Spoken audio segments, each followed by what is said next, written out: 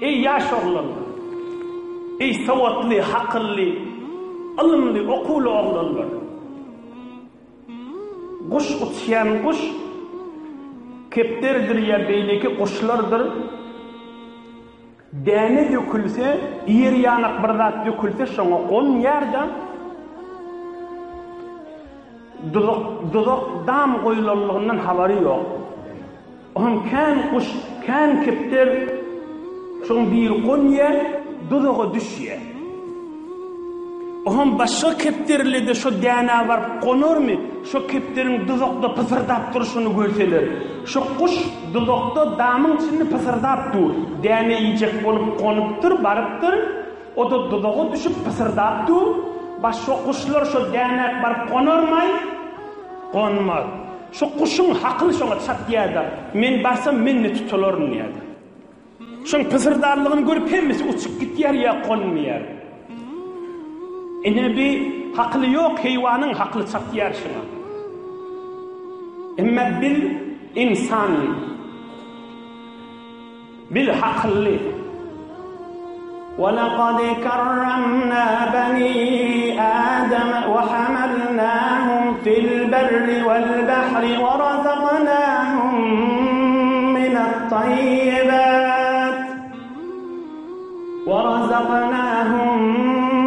مِنَ الطَّيِّبَاتِ وَفَضَّلْنَاهُمْ عَلَى كَثِيرٍ مِّمَّنْ خَلَقْنَا تَفْضِيلًا.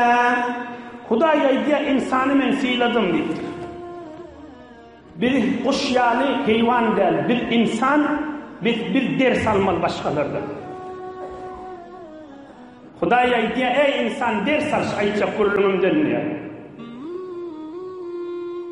Acaba dinlepduğunuz, acaba kulak asıpduğunuz, Allah sizin iki dünyanın ahvat etsin. Kaviyini dinleseniz kaviyini keplersiniz.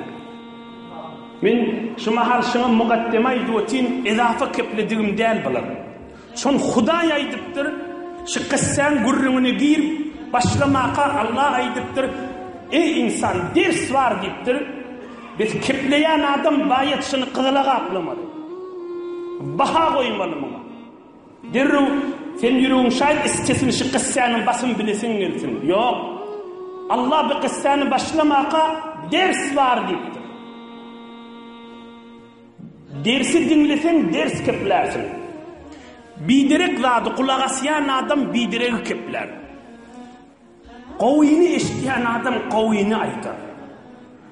Kavini işteyin iptuğunuz. Barakallah dedi. Kavini işteyin kavini keplersiniz. Hazreti Mevlana nâme diye müddeti mibayedeş lebduğtan es-suhan ta'u suhan amuğtan ورنه باشد گوش تیتی می کند خیشتن را گنگ گیتی می کند کشیز oğlancık eneden noğanını keplemeyer niçe ay ya niçe yıl fakat eşdiye dinleye heyde huruğun veddiye niçe ay niçe yıl dinleye oğan bir kıyıl geçenle ya kan ya ad geçenden sonra şu eşkellerini keplemeye duruyor. Müddeti bayedeş lebduğtan doğduğun kısıp du kıplana. Oğlum niçe vakit geçenle fakat dinleye. Oğlum Türkmen olsa Türkmençe kıpleye. Neyme şu iştenli kıpleyer da. Fars olsa Fars kıpleyer. Kurt olsa Kurt kıpleyer. Arap işte Arap kıpleyer. İnsan iştenini diline getiriyor. Ama ver ne başet guş titimi konad. Xişten ra gönge giti mi konu. Ama oğlancığın kulağı eşitmese dilli keplemeyed. Adam kaviyini eşitmese kaviyini keplemez. Kaviyini eşitmeli te kaviyini kepler yani. Bidirek oturuşuklarda oturup bidirek eşitleyen adam bidirek kepler. Kaviyede oturup kaviyini eşitleyen adam kaviyini keplemelidir. Bir Allah Teala'nın koyun dernaması bir yerin müdür.